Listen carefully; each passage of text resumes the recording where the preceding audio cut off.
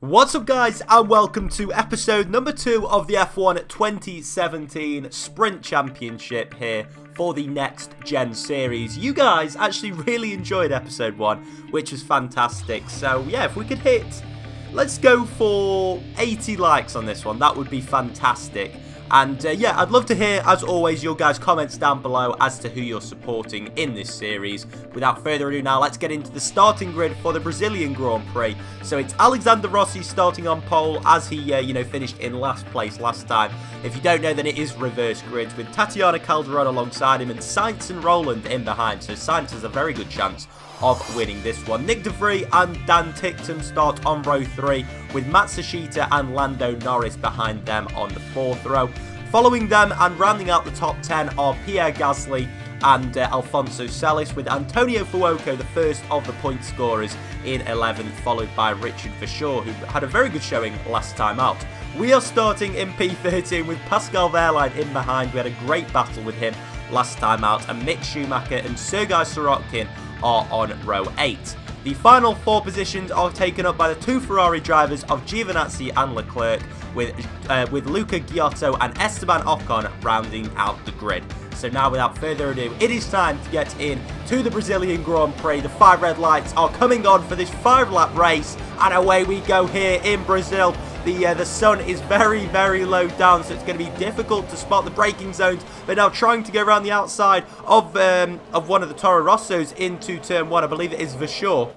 We don't manage to quite get that move done, but Fuoco and Celis are fighting up ahead. Fortunately, though, we have managed to fend off Pascal Wehrlein in behind and keep P13, but then we go up into 12th, make a diving move down the inside of Verschoor, and there is all sorts of carnage ahead, and well, what else do you expect from a reverse grid race? But now we've just got to try and hang on to the tail of Fuoco, who we go down the inside of, just slide it down the inside, already up into P11, and could we be seeing back-to-back points finishes, which is obviously notoriously difficult, or is going to be very difficult for anyone throughout the course of this series. But yeah, we are just going to sit in behind Fuoco, sorry, yes, Alfonso Celis for the meantime, whilst we have a look at the replay of the start. So again, it's a Haas on pole, just like last time, but this time it's Pierre Gasly who got a very, very good start, getting ahead of Calderon,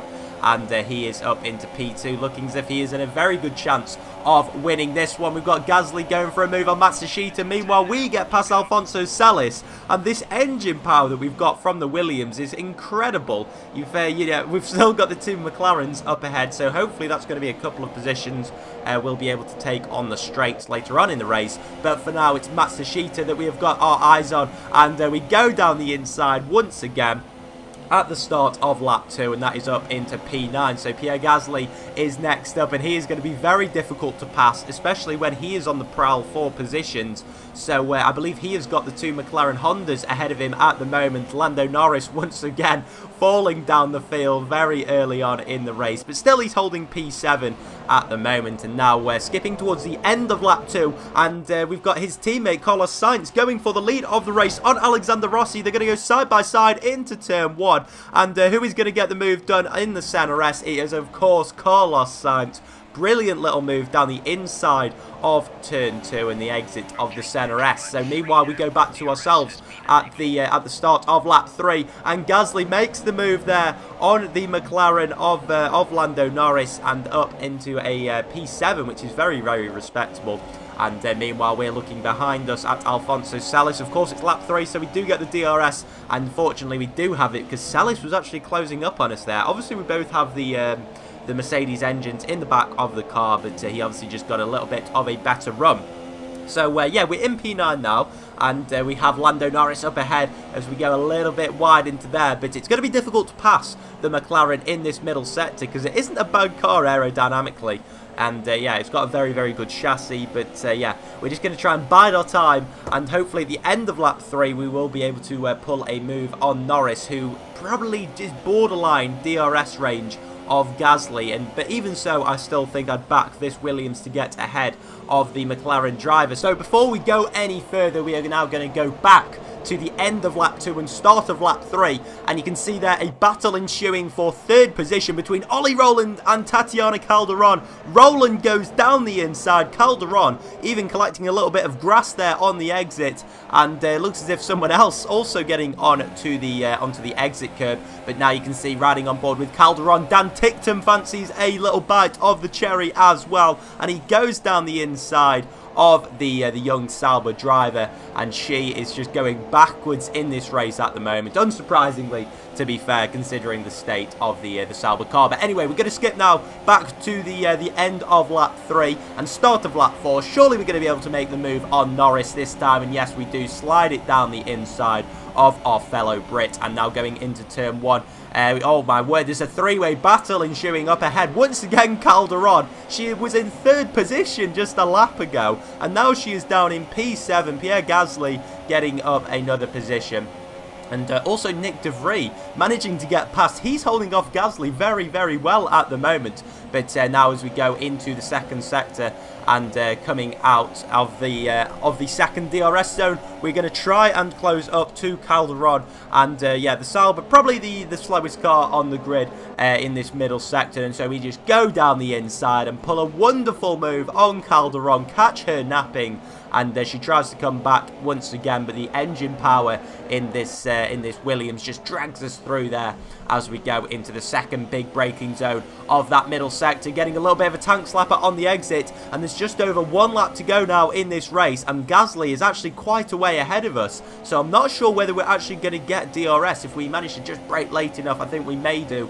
But we're going to have to see now as he's going to try and look for a move on Nick De Vries. We don't get DRS, but fortunately we are not vulnerable from behind from Calderon. And Gasly now going for the move into turn 1 on Nick De Vries. Surely he's going to make it. No, he locks up a double front lockup. And Pierre Gasly now is going to be lucky to score any points whatsoever. Awful, awful luck for him. But yeah, just a lapse in concentration, and that is what you get in such a short race. He just gets punished completely.